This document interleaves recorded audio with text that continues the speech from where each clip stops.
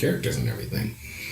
What kind of bothered me about it is, again, it's just you're not caring about certain characters anymore because they don't. Maybe too wishy-washy in certain things, and what I mean by that is not their stance, but one minute they're doing this, the next minute they want to do this. Rick, for one. Rick has, been that hard ass. He's been that guy that, I got to take care of business. And then, he goes crazy for a little bit there after, losing his wife. Then he comes back to being a hard ass. Then he comes. So, I mean, it's really kind of hard to get behind certain characters like that for me. And one thing that I've really had a problem with, and spoiler alert if you haven't caught up on The Walking Dead, is this whole post-Carl thing. It's everything is, well, what would Carl do? I mean, I've started calling... WWCD? Yeah, exactly. Exactly. I've been calling it with other people, the Carl World Order, because it's like, this is what Carl wanted, but... Carl. Yeah, Coral. Coral. But I mean, it was good. I mean, it at least tidied it up a little bit. It kind of ended on a good note without giving any spoilers as to not leaving you on the cliffhanger you had last year. Like, who does Negan kill? Right. And stuff. And I mean, it really did. To really appreciate, I guess, the episode 2, though, is you'd have to be into it from how each side was doing their planning and everything. Which, again, really, really good. I'll tell you, Eugene surprised me. Yeah, man. Eugene is something else. There's a redemption. Oh, Walking Dead is pretty much about redemption. Right. But Eugene, I think, and this is what kind of put me, well, it's okay now. But I think the series dragged on for so long to a point that there was so much damage done. Yes. As a result of Rick and Negan going at it, so many casualties lost, that I do like the fact that Eugene, he found himself a little bit. Yeah. But there's a point where, how far will you let it go before you can actually, like that's what I found unbelievable. Like, he went so far. Right. Found himself, but so much damage has been done based off his ideas. And his actions. His actions as well. From joining Negan and being Negan's, one of Negan's key advisors. He's definitely a self-preservationist. And in whatever way, I really think that every action he's done in the way of self-preservation. He realized that he's stuck with Negan. He's going to do whatever he can in Negan's camp to make sure he doesn't die. And I mean, let's be honest, Negan's such a wild card. You just don't know what was going to happen. I mean, there's a couple times I was on edge, like, oh my God, is he about to kill Eugene right now? And but I still think he's a coward. You see what I'm saying? I do. Right. And that's what I didn't understand. Like, how do you have a redemptive coward? You know what I'm saying? Right. Like, can Rick? Like, I couldn't trust him. He's the type of dude where if he helps you, you still can't trust him. You see what I'm saying? Right. They'll find a way to make it to where, he redeems himself and they... Okay, but where does he fall in at that point? That's exactly at that point. So, do you want him on the inside, or do you want him to keep him kind of isolated? What he did was kind of cool at the end. I got to admit that. But so much damage has been done, even from an aspect of Negan's mental powers, to where he manipulates and controls and knows everything that's going on and makes it a point. Like, his mind control is out of this world. I know that Eugene is done with it, and he found a way to protect himself to play the part. Right. But it's one of those things where I'm sitting there watching something and watching some of the stuff that Negan would come up with, and it was Eugene's ideas. Oh, for sure. Like, what are you... But again, this is self-preservation. I really think Eugene tried to, whoever he thought was going to win at that time. Like the idea with the, using the bullets and the swords dipped in the blood of the walkers and using it to attack. I'll go even before that. Guts. with the armored zombies, where they encase the heads of the zombies in the metal, so you couldn't kill them that way. I mean, these are ingenious things that he never brought to Rick and them. Never recommended, and so much. Like I said, there were so many casualties, to where he's making bullets, and I'm sitting there thinking every time Negan turns his back, take him out. You know what I'm saying? Right. You have the power to really do something. Redeem yourself. You may not make it out, but do something. But the finale was kind of cool. Like, I still don't understand how whenever Rick is chasing Negan, he misses with his gun. He's a cop. He misses with his punch. But he blasts. I mean, he got dead-eye aim when it come to walkers. Pop, pop, pop, pop, pop, pop, pop. And they drop like sunflower seeds. This dude shooting at Negan, he missing. Even with the couple episodes prior, where him and Negan are in the vacant house and he's chasing. I mean, he's swinging a bat, missing. I'm like, what is it when you, like, your hit ratio just drops when Negan is around for some reason. But you're absolutely right about that. There, that whole first, I think it was the first episode where he just comes out of the hospital and everything. He sees that little girl, and it's a headshot right to the head, bam, dead on, right between the eyes. And I mean, you don't even know what you're up against at that point, and you're able to do this, you know. And then you go into like Herschel's farm, and then you go into the jail and the governor and everything else, and like you said, Negan, it just had some kind of force field or something. Yeah, and I was happy Negan got, man. Just to see him bleed a little bit and hurt. Like, Jeffrey Dean Morgan, dude, is he's a sly fox. I've watched some of his movies from The Watchmen. Right. For sure, that. What else was he in? He's in the new Rampage movie that's out. There's a couple other flicks I've catched him. He was never really a major theme in anything I've ever seen except The Watchmen. But very sly. He can make you really like him. He can make you really laugh. He can make you hate him. And he's got the chops. I never thought he had the chops to be a major feature in anything he's ever done. But he actually carried The Walking Dead, and he's probably one of the few reasons I stayed engaged. Yes. Just to see how payback would come back. I wasn't even looking for payback against Negan. What I was looking for was the unpredictability of it, because he really had you on the edge of your seat every time he walked around with Lucille. Right. It's like, man, what's he going to do? A couple episodes ago where, you know, Simon, and he tells Simon, get on your knees. Now, okay, realistically, I'm not thinking nothing's going to happen there. That fucker got on his knees. Well, again, it's a test of loyalty. It's a test of submission. It's showing Negan that, yes, I'm still in your camp. Simon wasn't so intelligent as well. No. And I still think that he was in charge of the Saviors before Negan came around and he lost control to him and stuff. But it's a matter of every time Negan just kind of moved the camera shot, it showed you just enough of that bat to make you think behind Simon that it's a maybe. Yeah. It's a maybe. You don't know. And Negan really put you on edge. Put Eugene on edge. Put everybody on edge, because you just didn't know what was going to happen with Lucille. And I think Jeffrey Dean Morgan plays Negan like, man. Because I've actually seen him in a series, Supernatural. Again, supporting character. He was the father of Sam and Dean Winchester, and he was a hunter. He's going after this, going after that. They've got his book and everything that they're doing, and he didn't play the bad guy in that.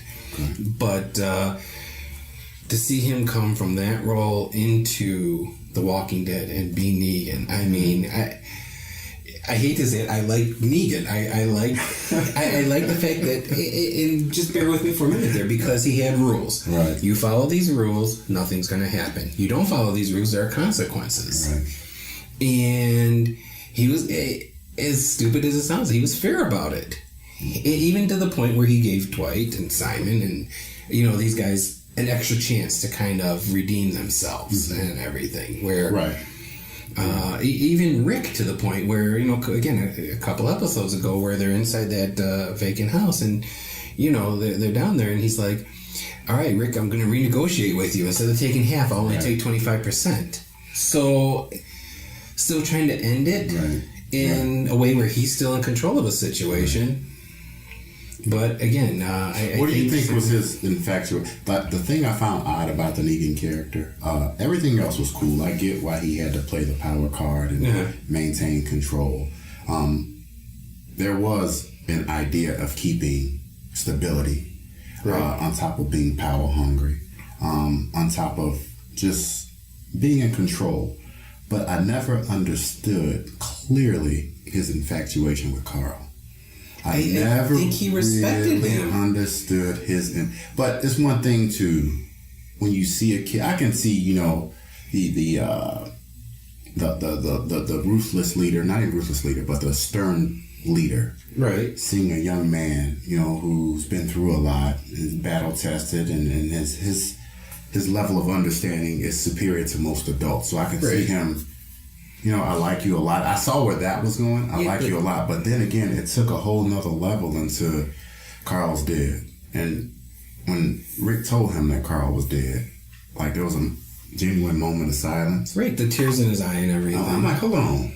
When did that escalate to the point of, like, how did that manifest itself? That's what I found kind of weird about me. You got to also remember when Carl went after Negan, I think it was last season and everything, and they're sitting down to that dinner, and he's, you know, humiliating Carl by telling him to take off the bandage and show him the eye and everything else. And Carl still held his own. He did it, but he still stood toe-to-toe with Negan. When Rick was away and he's protecting the hilltop, he's at the top of that fence, talking back and forth to Negan, and while he's negotiating and even offering his own life, which at that point we didn't know he was bit, but offering his own life, that's something that Rick didn't do. Rick was more hell-bent on destroying Negan. Carl was looking for what happens next, and I think Negan was already at that. This is where we are next. This is what it is, because again, he didn't want to kill people. He wanted people are resources. Right. And yes, he's sitting at the top of that hill. He's the king of all of it. And I think he respected Carl for the fact that he never really backed down to Negan. As scared as he was, he went to sacrifice himself. Again, you're scared, but you're not backing down to him. And you got to respect a guy. Gotcha. You know? And the fact that Rick didn't kill Negan at the end was... I don't know how that quite made me feel. And it goes back to WWCD. What would Carl do? I really don't know how that made... I mean, if you do what you did to him and let him live, I guess that's a pretty dope message to send. But the fact of... And that's one thing about the evolution of Rick, I want to say.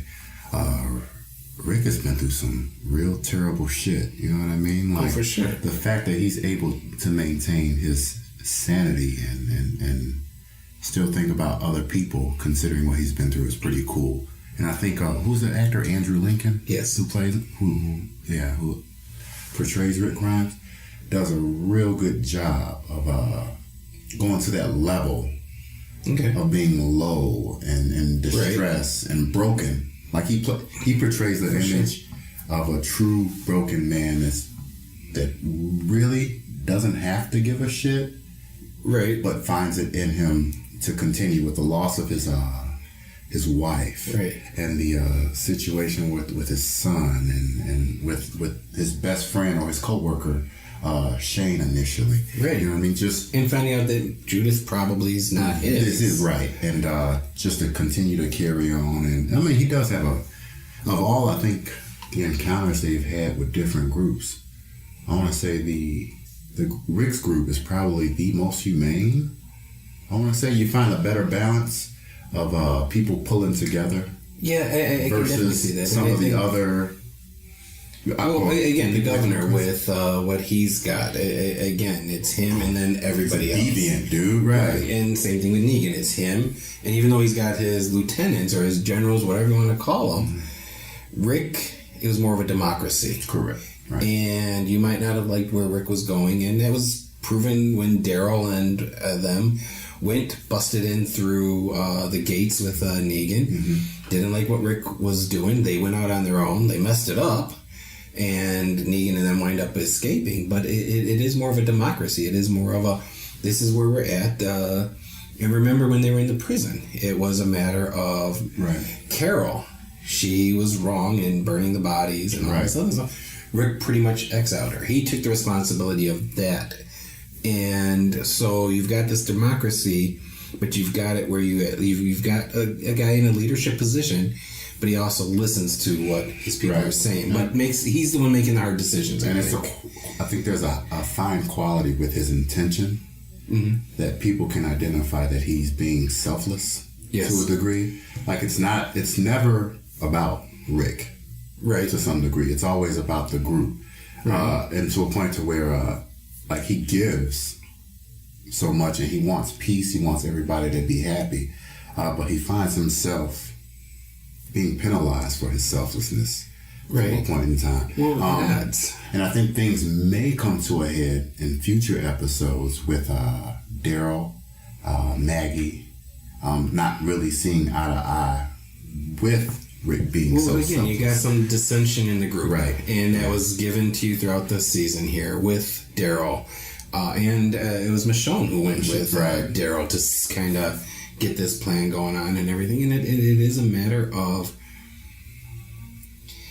Daryl is that character that, he was bullied by his brother. He wasn't in the book though, right? I don't believe... I've never read the book. I've heard he wasn't in the book. I think he's just a character. And you can almost tell that if he wasn't in the books, that they kind of ran dry on some storyline with him. Right. And they needed to refine his place. Yeah, because he'd come up missing, and they show him on his motorcycle. Right. Riding somewhere off by himself. Right.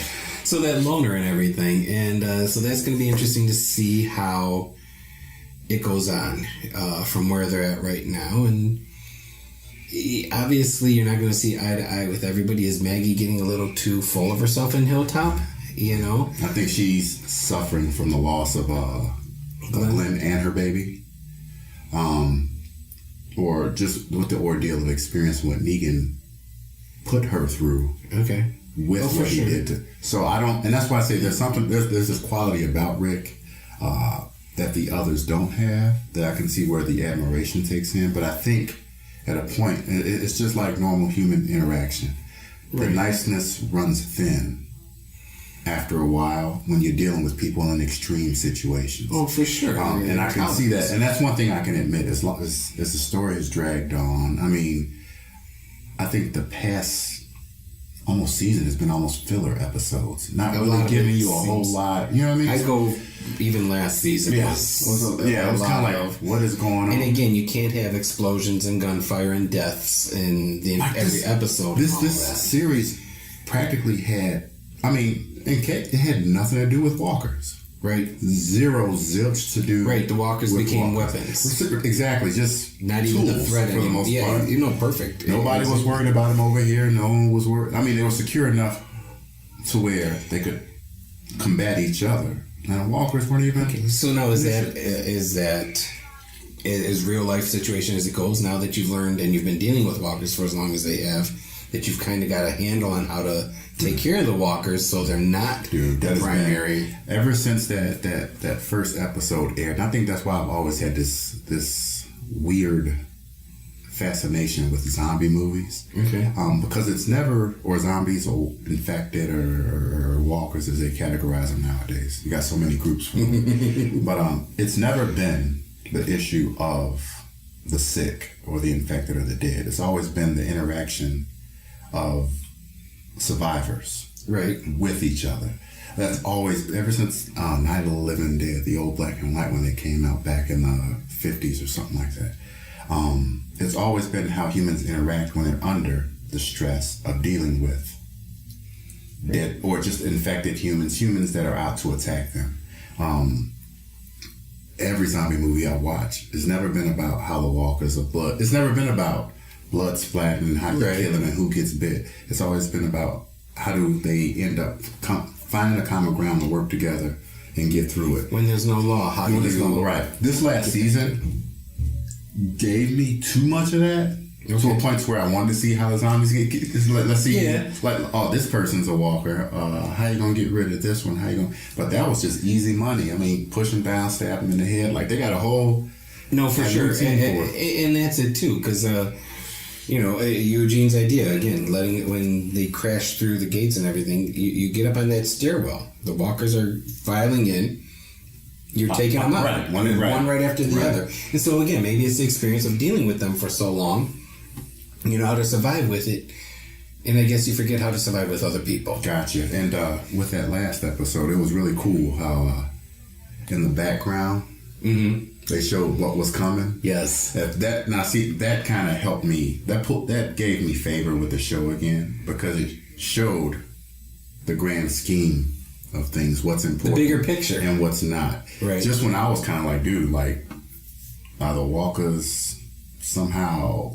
Did they make a left instead of a right? You know what I'm saying? Are they coming? Did they, you know what I'm saying? Did they find, a better source of people to eat someplace else? But the fact that they showed in the background, like it's still a part of it. Oh my God. Yeah, that's super cool. All right, pause real quick. Infinity War. Okay. Seeing ghosts and get zombie issue. That's funny. Who's doing it last night? Morgan. Yeah, Morgan and stuff. And I'm like, what is... Like, dude, you having a conversation and... But and that's it. It's Morgan. Rick has done it and everything, getting phone calls from his wife and all that after she's dead. Right. I get it, you become a little unhinged or whatever. I've never had to experience that kind of trauma. No, and that's... But they milk it for what it's... And it's a good way if... It's good if it's done properly. Right. A good way of showing a person breaking down. But at a point, like with Morgan, I think it was a little over. Well, because he goes from seeing his sensei, so to speak, to the person, what's his name, Jared that he killed, to Henry, who wasn't even dead. Right. So, I mean, are these different levels of this consciousness? See him and talk to him and, hey, what you looking for? What's going on? Oh, that's what I was saying. Okay, but wasn't that real? I think that was a real... It was so fucking blurred, dude, that I couldn't even tell. Once I saw... If there's ever a time in a situation where a person's supposed to be fighting for their life and they're having... just that they're seeing ghosts, I question everything else they're seeing besides what they stabbing. You see, like, dude, are you... Was it Jesus? Was that the guy's name? Yeah, that's what that's what they call him. His conversations, I thought, were real, and Carol's conversation may have been real when she went to go see him at the junkyard. Okay. But at a point, I was trying to see if I could tell the difference from the tone of the conversation. Right. I think that when you see Morgan and Carol in the woods, and he's seeing Henry there, I think that she's real. Henry's not, for obvious reasons, because they were looking in the Henry woods. In the woods there. What was that? Not last episode, maybe 2 episodes ago when they did that. No. It was real. It's rough. That was real. So, and I mean, it's just a matter of, is this his consciousness? Is this his mind? Because I mean, you saw in this last episode, he knocks Henry down. Right. And there was a cool conversation that Jesus had with him too. About with the tip, the top of it, right? Yeah, killing it, not killing it, right? Or no, dead and alive, right? So, and I thought that was cool, but I liked the mystery of Morgan back when he was a lesser character. Like he just kind of showed up a little bit, helped out, and he wasn't a killer. That whole fight between him and Carol, and him saying, I'm not going to kill. She's going to. Yeah. And then they flip sides, and he's the killer, and she doesn't want to kill. Right. And now he's back to, I'm going to kill. And right. He's a killing machine, man. Killing, like, it was, like, just with the talking to the people you've killed and them trying to, not give you some sense, but make you crazier. It's like, man, what is... And I figured that he would have been broken a long time ago, considering the loss of his wife, especially with his son. For sure. The fact that he was super, like, Confucius at one point in time. Right. The fact that he's, like, they have to stop him from severely harming people was crazy. But he's supposed to be featured in the Fear. The Walking Dead now and everything. And I don't know how they're going to do that, because I think that they're more out west, and obviously these guys here are in Georgia and everything, in the Virginia area and stuff. So they're more out east. So guys got some walking to do. It was funny with the beginning of Fear the Walking Dead last night. He pulls up on some guy. Well, he's at nighttime. He kills some walker, and the guy's standing in front of a truck. The guy's like just relaxing and start talking. I guess this is one of the featured characters from Fear the Walking Dead. Okay. It was a point of bringing them together. And he asks, he's got a gun out pointed to him, and then the dude drops the gun, he drops a stick. He's like, "How'd you get here?" It's like, "I ran." Like, shit. Forrest Gump and whatnot. One day I just felt like running. I mean, come on. How'd you get here? I ran. God damn, you did a lot of running, man. That's nuts, he ain't hurt. All right, what you thinking about Infinity War, man? Any expectations? Anything on your mind about it? I'm looking forward to it. I really want to see where they go with it. I guess not necessarily Infinity War. I want to see what direction they're going to take from the Infinity War and after. So, and I know we got to wait a while for that. Mm-hmm. I'm trying to keep my expectations low on this one here. Have you been hearing some of the theories that the fun thing about anticipating movies like this, man, is that the internet goes crazy. Oh, for sure. And there's been theories about how Phase 4. And I was listening to this guy on Dope Spill last night. Okay. And it was a really cool theory he had. And I noticed it, dude. I noticed it, but I didn't say anything because I try not to be too critical of a lot of how they do the movies. But Marvel is really, like I said, I call them Slick Marvel. Yeah. That's their pimp name, Slick Marvel. But the color of Black Widow's hair. Okay. There's a point in one of the movies, the color of her hair changes. And the guy was talking about how with Phase 4, what they plan on doing is introducing the Skrulls. Okay. Into, and the pieces he was putting together, and it was all theory, and he was, cool enough to admit it. He's like, "Man, this is what I think. What do you think?" Mm-hmm. But he said, the Avengers that end up getting killed possibly aren't even the Avengers. The Avengers. They're something else. That'd make me mad about that. And there is a point where in certain comic books where I know the Skrulls behind there was the Infinity event, not the Infinity War, that took place I think about 5 years ago, where there were a few heroes that were kidnapped and Skrulls took their place. Black Bolt was one of them. Who else was there? I know years ago with the Avengers Academy, Tigra got pregnant by a Skrull that was pretending to be Hank Pym. Okay.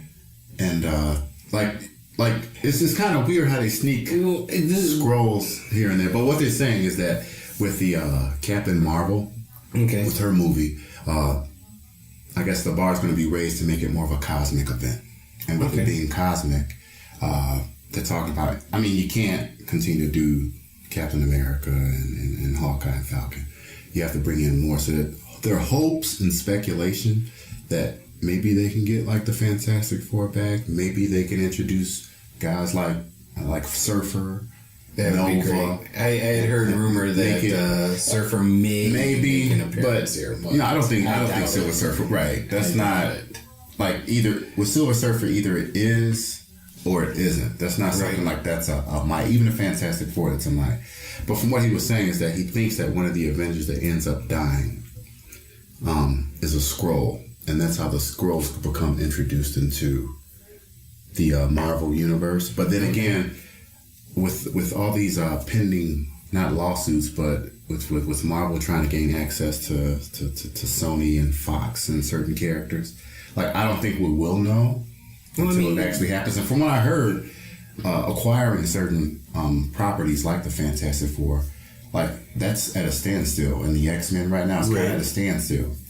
So, but I mean, you also have the shared property of Scarlet Witch and Quicksilver. They were Avengers, they were X-Men, they were mutants and everything. And so both Fox and Marvel had the rights. They were mutants with with Fox, right, with Fox. Okay. But they couldn't say who they were in the Avengers movies. Right. And so when you go that route, I think that if there's more shared characters, that they can do that whole that thin line that they can walk. Well, okay, you can use that character, but you can't use them in this capacity. You can't say they're mutants. You can't say Magneto's the father from the Marvel aspect of it and everything.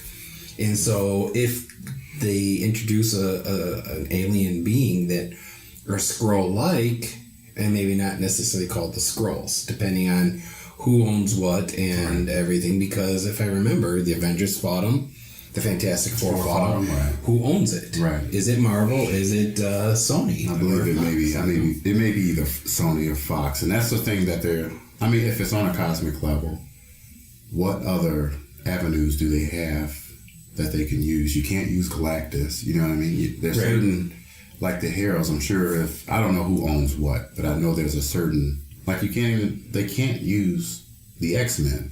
Right. So, I mean, if you can't use the X-Men, like even Namor to some degree, it would be really cool to introduce Namor into something somehow, but well, that's another story. They missed such a huge opportunity in the Fantastic Four movies to bring him into it. It didn't always have to be Doctor Doom. For the reboot Fantastic Four, the first Fantastic Four, of course you're going to use Doctor Doom. Right. But and then you bring in the Silver Surfer. Great. Where was Namor in all of this here? Because I really think that they missed a huge opportunity to bring in such a powerful yet kind of an unknown character in some ways. He is an iconic for sure character to a degree. And he is a good, I want to say not good, but he's a quality character as far as his gravitas, what he represents as far as being not arrogant, but true to his word as far as power. Right. Looking down on the air breathers, the land walkers. And like he's always had this issue where Atlantis is superior to land walkers, but you know, I can I deal with you even though you're dealing with me. You see what I'm saying? It's one of those things where he's true of his word, but he refuses to accept the fact he refuses to accept his lack of authority with good reason. Right. His lack of power. I mean, because he works to a point to make the land, make us humans respect and fear him. Right. But really and truly, dude, you're in the water. You know what I'm saying? Like, what you gonna do? We can just pollute your shit. You know what I'm saying? But which is part of his problem with the air breathers and everything. And it's we are polluting his shit. Very similar attitude. Like he and Aquaman, and that's what when I was watching. What was it? The Justice League. Mm-hmm. I was looking at Aquaman to see if he would share some of the book qualities of Namor, and they were different. And the truth, and Aquaman really reminded me more of an Aquaman Lobo type, with his attitude and the drinking and not so much of for some reason when I see, was it Jason Momoa? Yeah. I see Lobo, dude. I can't see anybody. You know, that would have been a really I can't see nobody else. When I'm looking, I'm like, okay. No, definitely. That's Aquaman. That's Aquaman. That's Aquaman. I mean, with the drinking and the cocky attitude, even though Lobo is completely off on his own and just, he's like Deadpool times 10. Right. But I mean, Lobo really was the bounty hunter out there that was like just a badass and talk everything. Shit, right. And backed it up. Right. And Aquaman, depending on which incarnation you go with him and everything, you know, you got, you know, the Super Friends Aquaman where he always says doot doot doot doot and he's talking to fish. You got in the comic book where he actually loses his hand and gets that hook and he's more of a badass in that respect and everything. And then you got this Jason Momoa who's over there friendly with the humans. He's like, I want to drink with you guys. Right. And, you know, he's kind of the reason their fishing boom is doing well. He's helping them with the fish, which, you know, no offense, these are your little fishy friends. And I don't see Namor being a character that would sit down and have a drink with air breathers. and helping them with their fishing. Right, and Namor's reading some of the books about Namor, man. Namor is very, it's funny how certain characters, like, the hand that they play, like, let's say, for instance, like Dr. Doom. Mm-hmm. Like, Dr. Doom looks down on anything and everything on the planet. Like, you know what I'm saying? Like, his only problem is the fact that deep down inside he knows that Reed Richards is his superior. Right. You know, but as far as anybody else, like even Panther, Namor, like he respects him, but for some reason he truly believes that he's their superior. Right. And Namor is another version kind of Dr. Doom, I want to say. But Namor, I think, is more, I mean, considering what he's been through, Namor is, you scratch my back, I'll scratch yours. Right. I'm in your debt. Okay, we cool, we can work this out. Although he's combative at first, he's not going to give you any chance. He's going to tell you what to do. Right. If you don't do it, you know, he's going to come at you. Very authoritative. Extremely authoritative. Like through the roof. But once you kind of knock heads with him and reveal his respect, then he's, okay, you're not going to do my people any harm. You're not a real threat to me and what I'm trying to do, so it's cool. Even with the Civil War book or the I want to say not the Civil War. Yeah, the Civil War book. With the Illuminati, with Professor X, Captain America, they kind of put him in a stasis with Doctor Strange. Reed Richards, Iron Man. Who else was at the table? I think it was Black Bolt at the table, and they had all 5 gems, so it was only 5. But no, Professor X wasn't there. Beast was there in his place. But Namor revealed the arrogance then, telling them like, no, you know what I mean? Like, and I mean, he didn't accept the fact that Iron Man Tony would talk to him a certain way, so they got into a fight about it. You know, like it's one of those things where you're not going to talk to me a certain way, and he's like, I mean, well, when arrogance meets arrogance, right. And Tony is definitely full of himself in one way because again, with his tech and all of that there, versus what Namor is, his arrogance. Like Tony always feels that he's right, virtuously right for some reason, even when he's he can acknowledge the fact that he may have an error. Right. But he truly, in his heart, he feels, he's so arrogant about it. He's so arrogant about how he feels and how he brings out what he wants to do that he does it in a compassionate way to where a point where he can get people to agree with him. Right. Like when he got Reed Richards to agree with him, I'm like, this is one of the smartest men on the planet. Like I completely understand. Like even with the with Civil War, with the superhuman registration. Right. The fact that he got Reed Richards to agree with him, dude, was like, holy cow. Like, that's not a bad idea. And once that happened, and Namor's like, I'll have nothing to do with it. That's y'all bullshit over there. Leave me alone. You know what I'm saying? I'm going to come and... Doesn't affect me. Right. But, so it's one of those things, man, where I'd like to see, with the Infinity War, you'd like to see some of these, or you'd like to see Marvel get access to some of these guys. They're not going to get it. Or even after the fact, you'd like to see the introduction of some. Just hopefully from what I'm looking, or what I would like to see, is maybe a solo debut. That's all. I want to see a solo debut. Just a solid solo debut, and then it's like, okay, cool. They did this guy, so I'm good. Right. But if they don't, hopefully they'll get access to do some of this work. But I think that's one of the reasons why the Avengers movies did work is you had the solo Iron Man movie, you had the solo Captain America, the Thor, the Hulk movies, and so what they did was you got all of these characters that you're able to learn about the character, like the character, not like the character, or whatever. And if they could do that with a Namor, that'd be great, because Namor, I think, would need more of an introduction than Hulk. Yeah. Or Iron Man would and everything. Right. And yet, I'll tell you, with what Iron Man and Captain America and all of them did in their movies with the solo movie and the character development based on their character, Black Panther, that movie, did great character development with him and his sub-characters. Yeah. And, I mean, because at that point, you're caring about all of them. Yeah. It's not, the Transformers movies bothered me because you go into the Transformers movie and you just see robot parts going everywhere. You don't even know which Transformer. Yeah. Is that your favorite? Is that not? Yeah. in Black Panther, as big as some of the battle scenes were, you still knew a little bit of a backstory about this guy and that guy, and why isn't this one want to fight this Even if the story kind of veered off, there was still enough story to grasp and like the character. You know what I mean? Right. You had some kind of, you had a feeling for the character, good, bad, or otherwise. Hated, loved. Right. There was something that was definite. Even what's his name? I was watching.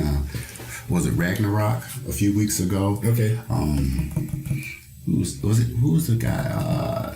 Ragnarok. Okay. The ending of right. Asgard that right. comes. Like, I'm like, who is this dude? I mean, just sitting there listening to him talk, and at the end when he's destroying shit, just laughing and cracking up. I'm like, damn, that's a pretty damn good character. And what it does is it makes you want, not necessarily to go see him again, but when you see the name come up, or you may want to go research, like, let me see who this guy is really about. And that happened with a lot of the Marvel characters that I've never heard of. Like, I knew who Killmonger was. Mm-hmm. The female group, the Adore Milaje. Yes. I didn't know who they were. I knew who Panther's sister was. Mm-hmm. Even with Captain America, I never knew who Peggy Carter was until I'm like, oh, okay, who is she? Right. I saw her in the movie, and then I saw a little bit of the show. I'm like, okay, I gotta go. And come to find out, she's one of the founders of S.H.I.E.L.D. Right. At one point in time. Even never really been a big fan of Ant-Man. Right. Never been a big fan of, and still not. But I do respect the work that's come and that they put into the movie. To where I went back to see who Hank Pym was. Yes. Like, who is Hank Pym? Like, he's not a heavy. He's never been a heavy contributor when I was reading comics back in the 90s. Right. I guess he was a huge force back in the 60s and 70s or whatnot, and he went through some stuff. But yeah, there's a huge backstory to him with him and his wife, and he went through rough times and what he did to his wife. Yeah, what he did to his wife. Right. It's just crazy that you got these characters, like you said, really makes you want to do a backstory. Because I find that if I go into a movie, Guardians of the Galaxy was a big one for me. Mm-hmm. I didn't know who these characters were. I mean, barely knew Rocket Raccoon and stuff. And I think I enjoyed it more because now I know that character story based on that movie and everything. And same thing, Ant-Man. I read some Avengers, see him as a contributing character in the books. Mm-hmm. But then the movie, it really did kind of make you want to go back and say, okay, what is your story? Where are we going with this here? And Black Panther. I forget what the name of the series was, but man, was it live action or was it? No, it was a 90s comic series. It was a limited series, and I wish I could remember the I remember the cover, man. It just stood out. I'm like, I gotta buy this series, and I thoroughly enjoyed the whole series. And that gave me my information on, who the Black Panther was and what contributed and in the other aspects of what comics I was reading and everything. Gotcha.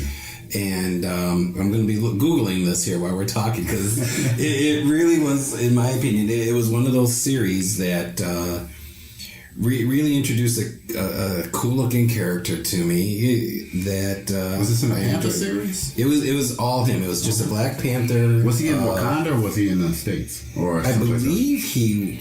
I'm trying to remember now because it's been a while since I had read it, but it was. There's been a few runs. You had Christopher Priest's run. You had Reggie Hudlin's run, which was. I'm not sure if it was the late 90s or early 2000s. But there was some really good... He wasn't married to Storm, was he? No. This was before that. That's how they run then. It's probably Priest. And I didn't even know they had a son.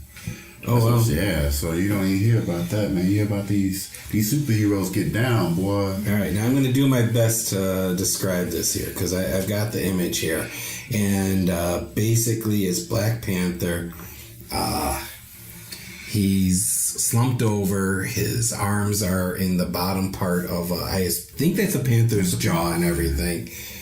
And it says, "A hero no more." And just something about that cover. And now you're talking before I started caring about artwork as to who was drawing these books. I just wanted stories. I wanted to, be interested. I wanted to be intrigued. Oh, Dennis Cowan drew that. Okay. Yeah, I remember this one. Yeah, Dennis Cowan drew that one. Yeah, that dude's done some great shit. And that's it. It's now, admittedly, growing up, besides your Spider-Man and some of the X-Men and everything, I was a DC guy. Batman, Flash, Justice League International, stuff like that there. And again, when I started getting into the Avengers and all of that there, when I saw this cover, it was just, it caught my eye, and I'm like, okay, and that was my introduction to Black Panther. And right now I'm sitting here, I can't tell you what the story was about per se. That's okay. But no, my whole point is to see the Marvel movie do what it did and make me care about this character again and everything. It was just really, really well done as far as that goes. And I was really happy with the character development of just each individual group. You cared about what was going on. And I'm hoping that we don't lose that in the Infinity Wars.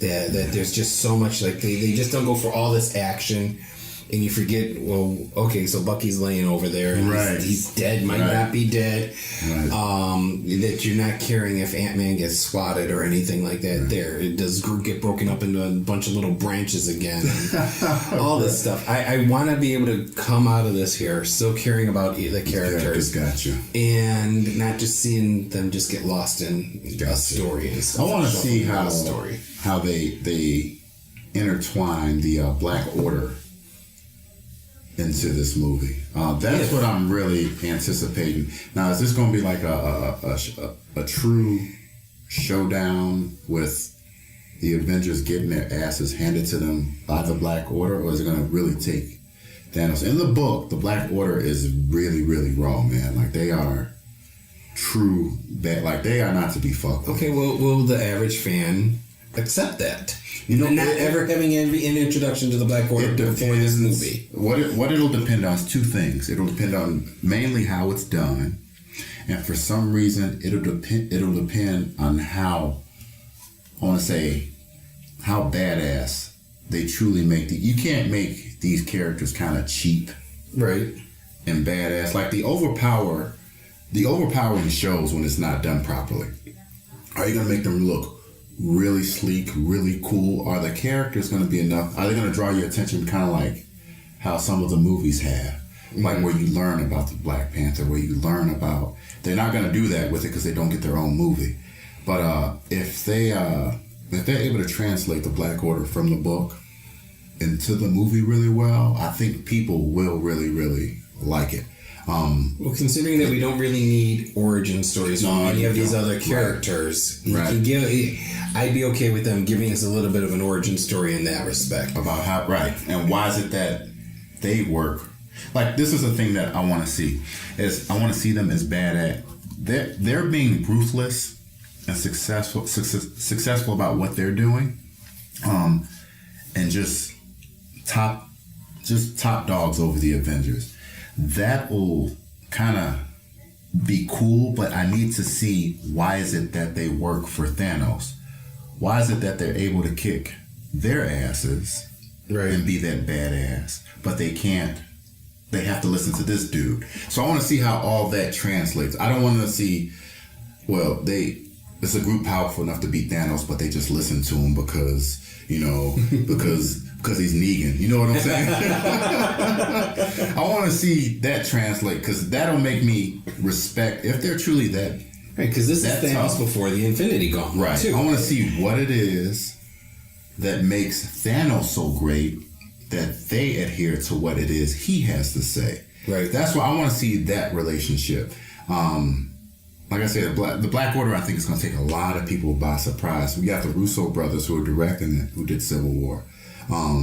So I got a feeling the action will be great. I don't think this movie is going to be very fun because, most of the fun movies were done by, Ryan Coogler, who did Black Panther. That was kind of fun. Right. He had James Gunn. Right. Guardians of the Galaxy. That opening scene with the Star-Lord. Completely fun, right. And the guy who did Thor Ragnarok, completely fun movie. Right. So this one here, I'm not looking for it to be too dark, but action sequence wise, I'm looking for the action to make sense, not just the right. Exactly. Again, Transformers really missed their mark. I don't care what robot's falling. I don't care. It was cool, man. Me and my son were talking about Transformers, the first one, and no offense to Mark Wahlberg, I like him, great guy. Certain movies, he has this meathead quality to him. He's a great actor, but there's something about movies. The movies he chooses, he's more of in a meathead role. I get what he's doing. You know, he's built a legacy. Right. He is probably one of the best actors, or most accomplished. I can't say best. Right. Most of our time, this day and age, right now, because he does so many movies. But when they left from Shia LaBeouf to Mark Wahlberg, like for some reason, I like Shia as that role in that role. Right. I felt like we got to know Bumblebee. Yes. I felt like we got to know Optimus more with Shia. I felt like we got to know more about because even some of the Decepticons with the way they were trying to get the cube thing right from Starscream, just Soundwave, just all of them, from all of them. But with Wahlberg, you get to know Optimus. You get a little bit of Ratchet here and there, but there's nothing. No substance to really. And again, all you see is robot parts flying everywhere. It's crazy, dude. Like, you get Transformers you never even heard of. Like, who was the guy in the who was the Transformer? I think it was the third movie. Well, not the third, fourth or the fifth. The guy who had the deal worked out, was that with Kelsey Grammer? Was that was the fourth movie. Was it the fourth I think movie? It was the fourth movie and everything. The badass Decepticon, Captain Kick-Ass that just came and destroyed. I'm like, who are you? Was it Galvatron? No, not Galvatron. No, it wasn't. Who was that? Shockwave? I forget who it was. I know exactly. But you know what I'm talking about. The guy who, he had to snipe the cannon army. Like, no offense, dude, but Transformers, I think, owes us Transformers and Autobots and Decepticons. Right. You owe fans that, hands down. If you're not going to give your fans that, right, then just leave it alone. You know what I'm saying? We deserve to see the true jazzes. You know what I mean? Yeah, from the cartoon. Yes. You know? The true Dinobots. Right. We deserve the Constructicons. Yes. We deserve that. And the fact that we get like, man, what the... Like, even with who's that? The one where they went to Egypt. Which movie was that? Where they showed with the scorpion and... they showed the Decepticon balls hanging off the pyramid as he's eating the... Right. Don't nobody do that. Nobody need that, man. That's not... No. I don't need that, dude. No, again, and I mean, it's just... Like, we used to really... They got robot and these big... 2 wrecking balls hanging at the end. Right.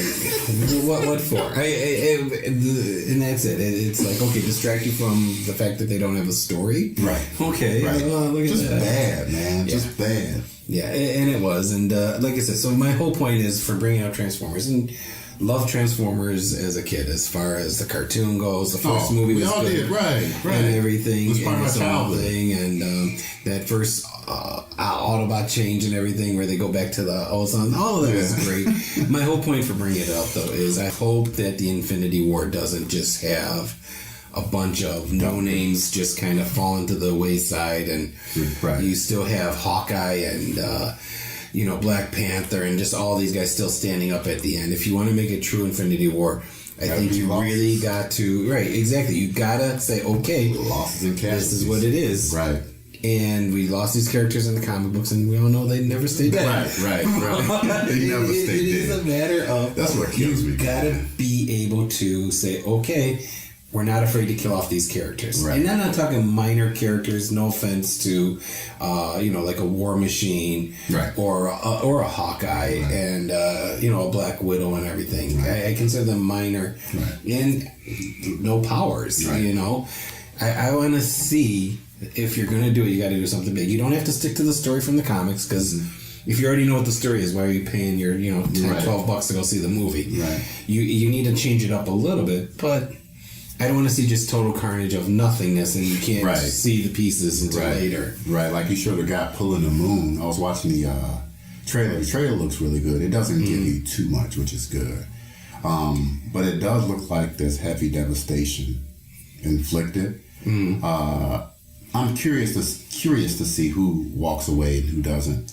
I don't think we're going to even see that in this movie. I think it's going to be Lord of the Rings-esque, where they wind up at the top of the mountain and that's in the movie. And you're like, wait a minute, well, what's going on? What just happened here? And you know there's another movie coming. That would be jacked up. The end of the movie is just Thanos arriving. Hey, I'm here. And then credits roll. But I'm looking forward to it. And anticipation is high. I think it'll be higher for the second one to see how it ends. Right. This one I'm going to go see when it comes out. But I may get there a couple days later. But the second one, I'll definitely rush to go see. And next week we'll talk about the DCEU and what you think about what they've done. Oh, for sure. What do you think about what they should do? From what I heard, they're supposed to be rebooting everything. Is that true? It's going to be interesting. And when you got characters that can travel through time and do a reboot whenever, again, it's coming. Hey, if they never die, shit, I can come back at any time. That's funny you say that, man, with the never die. Those books still sell a lot. Whenever they kill a character off, like people who don't even buy books. Right. Buy books. I learned a valuable lesson with Death of Superman back. Oh, yeah. But you and everybody else who's now got them in the quarter. Recently, I gave that shit away. Like, man, I had it bagged and everything. And I didn't even buy it. That didn't make sense to me, the fact that they would sell so many copies bagged. Right. Like, why even waste your time? Right. But it made the news at that time because you're killing that made the major. News. I remember the death of Nightcrawler from the X-Men making the news. I remember the death of Wolverine making the news. Mm-hmm. It's like, man, like, and I had, it's one of the things where it's like, dude, they always come back. They have to come back. So it's funny how that still works, man. It's like when with the Happy Meals at McDonald's, like a limited time only. Right. It's like, motherfucker, I find this on the shelf at the dollar store in 6 months. You see what I'm saying? Like, y'all think y'all cool, but we'll get back to the DCEU next week, man. Thank you guys for checking us out. Big things on the way. Also, within the next few weeks, I spoke to a guy I got to know by the name of Andrew Mann, cosplay guy. Super good guy. Does some amazing just cosplay from Wolverine to Luke Cage to Johnny Cage to wrestling personalities, WWE or the affiliated organizations with wrestling. He does some really amazing stuff. So do your homework with this guy. Do your homework. We'll have a link provided to where you guys can see some of his stuff. He has his own couple pages, a fitness and cosplaying page, which is very cool, very unique. He's got some really good stuff on there. So we'll be in touch with you guys next week. Thank you for tuning in. This is Lionel. This is Brian. And we'll talk to y'all later. Deuce.